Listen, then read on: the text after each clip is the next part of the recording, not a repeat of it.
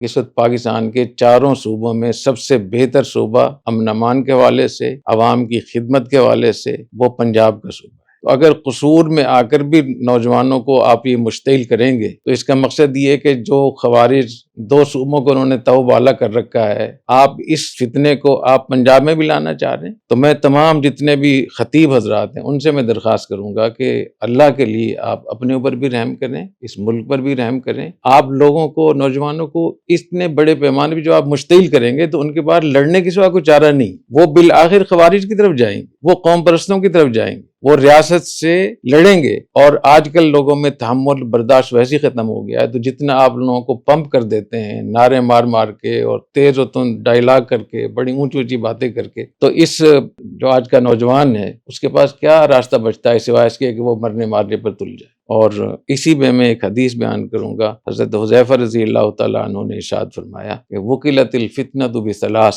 کہ قرب قیامت میں فتنہ جو ہوگا وہ اس کا منبع اور چشمہ تین لوگ ہوں گے، تین لوگوں سے فتنے پھوٹیں گے۔ بالحاد النحریر الذی لا یرتفع الیہ شیء الا قمعہ بالسیف، وہ جذباتی عالم جو ہر چیز کو قوت اور طاقت سے ختم کرنا چاہے۔ تو یہ جو جذباتی تقریریں ہوتی ہیں اس نے اس ملک کو یہاں تک پہنچایا ہے، چاہے وہ سیاسی لوگ ہوں، چاہے وہ قوم پرست ہوں، چاہے وہ مذہبی لوگ ہوں۔ دوسرے نمبر پہ والخطیب الذی یدعو الیہا، وہ خطیب جو باقاعدہ اس فتنے کی دعوت دیتا ہو، اس سے بھی فتنوں کے چشمے پھوٹیں گے۔ والسید المذکور، اور ایسا سردار جس کا چرچا ہو دنیا میں، بہت مشہور آدمی ہو، یہ تین لوگ فتنوں کا مرکز ہوں گے، فتنے اٹھیں گے وہاں سے۔ تو میں یہ تقریریں سنتا رہتا ہوں، لیکن جس جذباتی کیفیت میں اس وقت میں نہ بولنے والے کا ہوش صحیح ہوتا ہے نہ سننے والوں کا، اور اس سے جو رزلٹ آتا ہے، جو نتیجہ آتا ہے وہ ایک، جب آپ نے چابی بھر دی ہے تو ظاہر ہے کہ اتنی دیر تو چلے گی نہیں وہ چابی۔ اس لیے میں یہ سمجھتا ہوں کہ پنجاب کو